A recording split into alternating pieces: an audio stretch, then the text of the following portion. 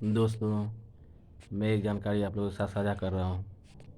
दोस्तों, आपको जानकर बहुत ही दुःख होगा कि जो बिहार सरकार के कर्मचारी हैं, जो सरकारी सेवक हैं, उसके प्रति सरकार का जो रवैया है, बहुत ही तुगलकी रवैया है और न जाने क्या आधार बना कर के सरकारी सेवकों के जो भविष्य के साथ खिलवाड़ करना चाह रही है सरकार।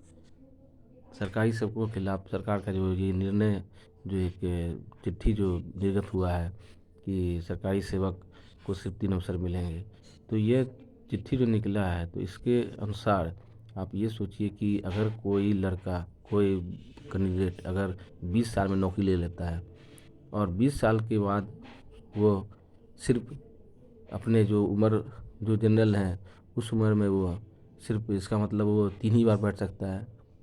इसका मतलब उनके जो क्वालिफ़िकेशन का मजाक उड़ाया जाएगा।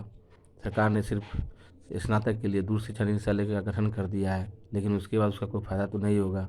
जो मूल फ़ायदा जो सरकार देते आई है, ये अचानक ये इस तरह का संशोधन करना, ये कहाँ से उचित है।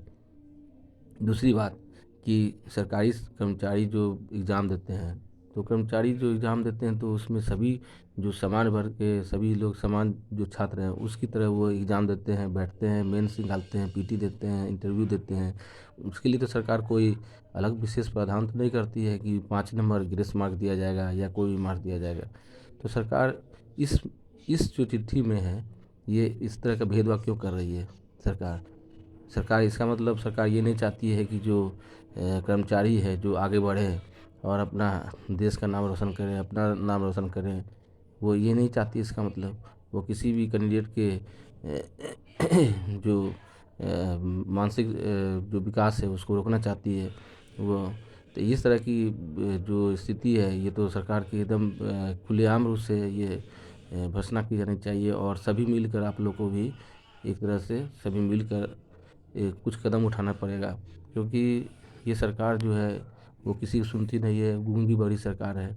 और मेरे ख्याल से ये जब सोचा जाए कि जब इतने कड़े फैसले लेती है, जबकि इसकी कोई ज़रूरत नहीं थी, ना ही मतलब कोई इसकी आवश्यकता थी। आखिर क्यों सरकारी कर्मचारी के पीछे पड़ी हुई है सरकार? आखिर क्यों इस तरह का फरमान निकालती है? इस तरह का कोई औचित्य तो नहीं है। आप सोचिए कि सरकारी कर्मचारी में कितने % कमीशन की तैयारी करते हैं, वो तो बहुत कम % में आती है। तो इस तरह निकालने का कोई औचित्य ही नहीं है। तो सरकार को इस तरह का जो निकाला गया है, इसको वापस लेना चाहिए। अब विलंब जो है, इसको चिट्ठी को संशोधित करके जो पूर्व की भांति है उसको रखे रहना चाहिए। और अगर सरकार को अगर इस तरह का अगर व्यवस्था करना है तो सभी के साथ बराबर करें। आप जो सामान्य छात्र उसके साथ भी बराबर कीजिए, जो केंद्रीय कर्मचारी उसके साथ बराबर कीजिए, जो बाहर के स्टेट के उसके साथ बराबर कीजिए। तो सरकार को चाहिए कि सभी लोगों को सम्मिलित करते हुए सभी एक समान रूप से देखना चाहिए, इस तरह भेदभाव नहीं करना चाहिए। ये सरकारी कर्मचारी के प्रति भेदभाव का एक स्पष्ट प्रमाण है।